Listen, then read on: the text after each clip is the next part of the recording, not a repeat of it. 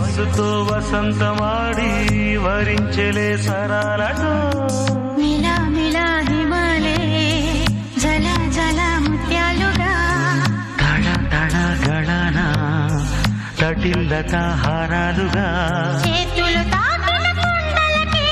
చలనం వచ్చనులే ముందుకు సాగిన ముచ్చటలో మూవను పలికెనులే ఒక స్వర్గం తల వంచి ఇలా చేరే క్షణాలలో అందాలలో అహో మహోదయం భూలోకమే